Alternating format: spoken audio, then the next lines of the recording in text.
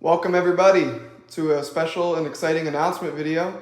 In this video, we're going to be announcing a bunch of rule changes that underwent during the off season. A committee of players who have been around the league for a while, we drafted potential new rules, proposals, and we voted on them to initiate some rule changes. So we're going to be going over those today. On top of that, we have some special exciting announcements that you guys may have seen teased on our Instagram and TikTok and everything about the schedule. There's some mystery teams on the schedule, and we will be revealing those and talking about that in this video as well. So without further ado, let's get into it. We're going to be talking about our rule changes for the upcoming season. So to start with, the first rule that we voted on and will now be live for this next season is going to be that a runner can only leave the base when the ball is hit. Some people thought this was a targeted rule, some players in the league, but we had many instances of people leading off or running before as the pitch was being thrown. So obviously the base pads in Wiffle are really short to begin with. So to have somebody leading off or leaving the base before the ball is hit gives a runner a very big advantage on making it to the next base without being out. It was kind of an issue we kept dealing with. We didn't make it a big deal at the time, but it was something we wanted to correct in the off season. So going forward, no leading off, no leaving early. A runner can only leave the base when the ball is hit. It's final. That's how it's going to be. Or also on ball four, obviously. Ball four, obviously, yeah. This we thought was something for day one, but it wasn't explicitly written in the rule book, so we have made sure that it is in there now and now communicating to all of you and everybody on each team. So that's a huge note. All right, another big change for this season. This will be our first season where we will be having divisions.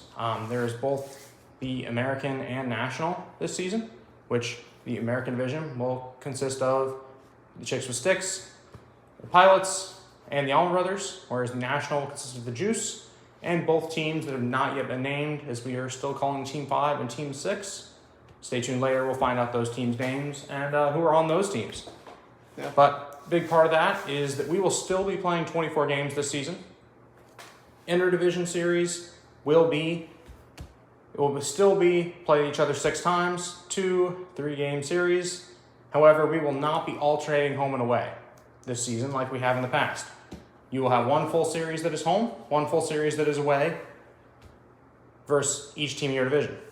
The interdivision series will be 4-game series, and it will be two games home, 2 games away for each team. It will be predetermined for each home and away before we start the series. Yeah, so to kind of dumb it down for maybe those of you who aren't schedule savvy like Jared, who understand that, if you didn't understand what he just said, perhaps like I didn't at first, the in-division games, so when my team, Chicks with Sticks, plays either the Pilots or the Almond Brothers, those game sets will be 3 games. And if we play across into the other division where the Juice and the 2 mystery teams are, those will be 4-game sets. So Chicks versus Juice will be 4 games. Chicks versus Almond Brothers and Pilots will be 3 games, so on and so forth for each team. Next, yeah. So next rule that will be implemented this following season is, will a ball that hits off the hands be a hit? We dealt with this many times last season. Hits from short little bunt hits to singles to we even had Wendell hit a homer off of his hands. So clearly this was something that needed to be addressed and discussed. Going forward, a ball off the hands will not be a live ball. It will not be a hit.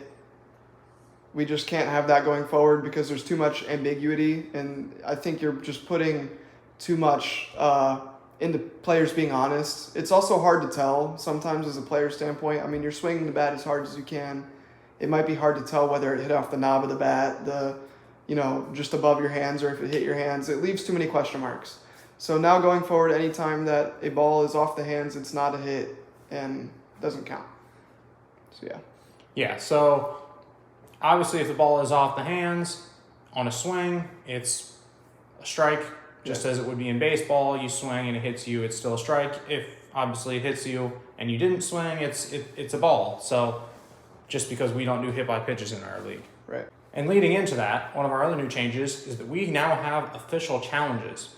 Each team captain, or in the absence of a team captain, a disclosed player prior to the series starting, is allowed to have one challenge per game played. Similar to the MLB challenge rules, you are allowed to challenge the play. Once you get a challenge wrong, you do lose your right to challenge for the rest of the game. If you get your challenge right, we adjust the call, and you still keep your challenge, the ability to challenge the play. Any thoughts on that, Tyler? Yeah, I think challenges are exciting. I'll take some of this. There were a couple times last season where I was calling the game or officiating the game, and I made a call in the moment, and how we did it last season was what the umpire said goes. Really, the players don't have any input on it. It was just what was said was what was final. And then after the fact, after a few games, I looked back and was like, oh, I made the wrong call. And that could potentially impact the outcome of a game. So going forward, I think the challenges will allow, if they feel like I mess up or whoever's calling the game mess up, it gives the player a chance to potentially correct that, because, wins and losses are on the line here. And I think it's going to be a good thing going forward. So next, this is a huge change for our league. This is going to change everything. This is going to change the way our entire game is played. The pitching mound is being moved back. So previously we pitched from 32 feet. Now we are going to be pitching from 35 feet away. So we're moving 3 feet farther back for the pitching mound. And we think that pitching was just kind of taking over our league last season. It was too dominant. There were a handful of guys who were nearly impossible to hit. And we believe that moving that mound back can give a hitter an extra split second to make a decision, to swing the bat. We think it's going to increase offense as you have more time to swing, more time to decide. And we think that it should kind of balance out hitting and pitching. Obviously, from a player standpoint and a viewer standpoint, pitching, having dominant pitchers is very entertaining, but having a very extreme lack of offense is not entertaining. I think most people would agree with that. So we're trying to create a happy medium where there's a good amount of offense, good amount of defense, and we believe moving the mound back will do that. This wasn't a decision we just made without testing it. A handful of guys, I think we had 5 or 6 guys come out one night and we practiced pitching from that mound distance, and it seemed like something that we could all kind of quickly adjust to after a few minutes, after some practice throws. And we believe it'll also create some new challenges for our pitchers, because it's going to be a learning curve, a little bit of a learning curve. Also, having pitching from farther away allows for more movement with the ball. So we're going to see guys be toying with their movement, have a good variety of pitches. So I think all around this is going to elevate our gameplay, make it more fun for everybody, more offense, more fun, more entertaining. Yeah, absolutely. I agree with that. I think it's giving that batter a split second to hit the ball more easily, put the ball in play, make some more plays in the field, and it also will increase the ability for movement. So, hopefully I'd like to see some more movement and not just based on speed like we've seen in the past. Yeah. And now to follow up this rule, due to the pitching mound also being moved back 3 feet, and us not having a catcher, we are implementing a bunt line. It's commonly seen in other wiffle leagues. This will be 3 feet. So the ball will have to pass 3 feet for it to be a fair ball. If it drops in front of the plate, obviously we don't have a catcher. The pitcher is 3 feet farther back now to be able to get to it. It will be a foul ball if it does not go past a line 3 feet away from home plate. Yeah, I think the bunt line is exciting. As somebody who pitches often, it's very frustrating to have a hit that just is kind of a weak hit and it bounces maybe 6 inches in front of the plate. And since we don't have a catcher in wiffle, it's kind of a free hit for something that wasn't like a super quality hit and you didn't really intend to do. So I think the bunt line is going to negate that, and we'll just kind of eliminate that factor. So I'm excited for that going forward. Our next rule, this is going to be a pretty big one. I think if you're a fan of our channel or a player, you definitely know that we had quite a few very, very, very long extra inning games last season. We're talking, when a normal game is supposed to be 3 innings, when you're getting past the 6-7 inning mark, it's very much dragging. We had a few playoff games, go 9 innings last season. So to help stop that, to help prevent that from happening, we're going to be implementing the Texas tiebreaker rule starting in the 6th inning. So if you guys have watched the MLB at all this season, basically the Texas tiebreaker rule is the last batter who hit will start off on second base at the start of the inning. So when that half inning starts, when it chicks go to hit, the last chick's batter will start on second base. So that makes it more likely that a run will score. A single might score a run. So this is just in hopes of ending games early. We don't want games going super long because that's when we had issues with just timing, with perhaps the lighting on the field where we play, and we want to eliminate that. So Texas tiebreaker going forward. Do you have anything? Yeah, I think it's huge. We wanted to still keep the play live by not starting it right off in the extras, but we don't want those 9-inning games. I think we had a couple in the regular season. We had a bunch in the playoffs. I mean, those games are lasting well over an hour, and when you're in a full series, it just drains energy of players a lot. Yeah, so I think the players were getting sick of it. It's hard. Like, say game 1 goes extra innings. Game 1's an hour-long game. By the time you get to game 3, there are some guys who are just drained. If they have other stuff going on, they may not even really want to be there anymore because they're not planning on being there for so long. So any way we can stop that, I think, is good. Yeah, cut down on timing. That just helps us, especially as we're going back to playing some 4-game series this season. Yeah. All right, so with the addition of divisions, that has obviously changed the playoff format slightly. With divisions now, it will be the top 2 teams in each division. Obviously, it will be a best of 5 in the first round, just like it was, and best of 7 in the championship series. But it'll be the top 2 teams, so the last team in each division will not make the playoffs. The higher seeded team will be home, so it's pretty similar. It's just we know that like the Pilots, Chicks with Sticks, and Allman Brothers will know they're playing one of those teams in the first round, and vice versa on the national side, rather than the 1v4, 2v3 like we had in the past. In addition to that, that is also led with division play. We have had to add the division record into the tiebreaker for the standings. So now it will go head-to-head, division-based, strength of victory, run differential, and if we have to, a coin toss. Hopefully we don't get that far, but just making sure we add that division record in there since we now have divisions. So going into our next rule, it's going to be a 10-run rule after 2 innings. We had a number of cases, I believe the second series of our season last season, where we had a game, 25, 26, nothing, something like that. I don't want to say what team was involved in that game. We'll just, go back and watch it if you want to see. Go back and watch it. It was the second series of the season. Yeah. But I believe it was also game 3. Right. We really don't want blowouts because those games can go on. Having a 25-run game from one team, similar to the extra innings, is just causing a game to go on and on and on and on when it's pretty much already over. A team's not going to come back from that deficit, and it's just kind of dragging. So we're going to implement, if a team is up by 10 or more runs after 2 innings, that will be like our mercy rule, and that game will be called. The team who's leading by 10 or more will get the win. That game is over, we will move on to the next game, or that will end the series if that's game 3.